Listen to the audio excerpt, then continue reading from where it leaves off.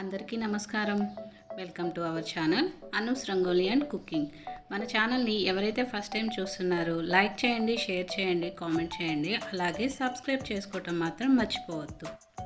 ఈరోజు సొరకాయ పచ్చడి ఎలా చేయాలో చూద్దామండి. ముందుగా స్టవ్ ఆన్ చేసుకొని కళాయి పెట్టుకోవాలి. కళాయిలో 3-4 గంటలు నూనె వేసుకోవాలండి. నూనె వేడయ్యాక 2 స్పూన్లు జీలకర్ర, అలాగే 1 స్పూను ధనియాలు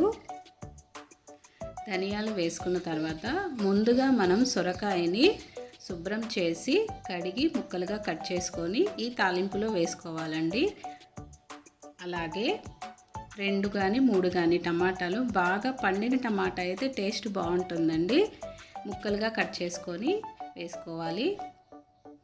అలాగే ఒక 10 పచ్చిమిర్చి, ఇవన్నీ బాగా కలుపుకోవాలి. బాగా కలుపుకున్న తర్వాత మనం మూత పెట్టేసుకుందామండి. కొద్దిగా సాల్ట్ వేస్తే తొందరగా మగ్గుతుంది కాబట్టి కొద్దిగా సాల్ట్ వేసాను నేను.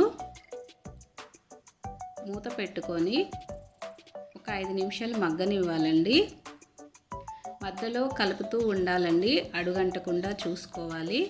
10 నిమిషాల తర్వాత ముక్క మగ్గిందో లేదో చూద్దామండి. చూడండి, సొరకాయ మగ్గింది కూడా. ఆ తర్వాత మనం స్టవ్ ఆఫ్ చేసుకొని చల్లారనివ్వాలండి. చల్లారిన తర్వాతే మనం మిక్సీ పట్టుకోవాలి. మిక్సీ జార్లో ముందుగా మగ్గపెట్టిన సొరకాయ ముక్కల్ని వేసుకోవాలి. మెత్తగా గ్రైండ్ చేయొద్దండి, కొద్దిగా పలుగ్గా ఉంటే టేస్ట్ బాగుంటుంది. గంధంలాగా చేసుకోవద్దు ఎప్పుడైనా పచ్చడి కూడా. మిక్సీలో వేసుకున్న తర్వాత 6-7 వెల్లుల్లి రెబ్బలు, కొద్దిగా కరివేపాకు, తరిగిన కొత్తిమీర. పచ్చిది వేసుకుంటే టేస్ట్ ఉంటుందండి, అందుకని నేను పచ్చిది వేసాను.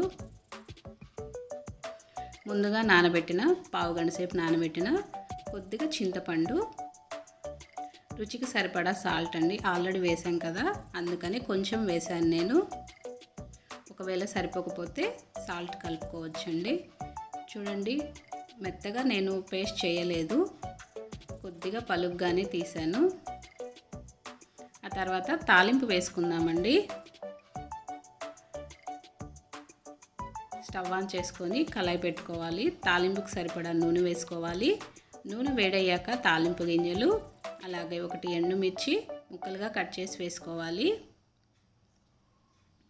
కొద్దిగా కరివేపాకు, అలాగే తరిగిన కొత్తిమీర, కొద్దిగా పసుపు వేసుకోవాలండి. పసుపు వేసుకొని స్టవ్ ఆఫ్ చేసుకుందాము.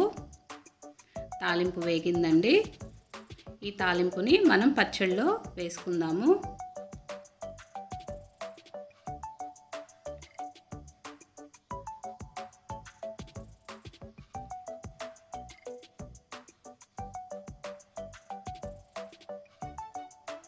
వేడివేడి అన్నంలోకి ఈ సొరకాయ పచ్చడి నెయ్యి వేసుకొని తింటే చాలా టేస్టీగా ఉంటుందండి. చూసారు కదా సొరకాయ పచ్చడి ఎలా చేయాలో. మీరు కూడా ట్రై చేసి ఎలా వచ్చిందో నాకు కామెంట్ బాక్స్లో కామెంట్ చేయండి. ఈ వీడియో మీకు నచ్చితే లైక్ చేయండి, షేర్ చేయండి, కామెంట్ చేయండి, అలాగే సబ్స్క్రైబ్ చేసుకోవటం మాత్రం మర్చిపోవద్దు.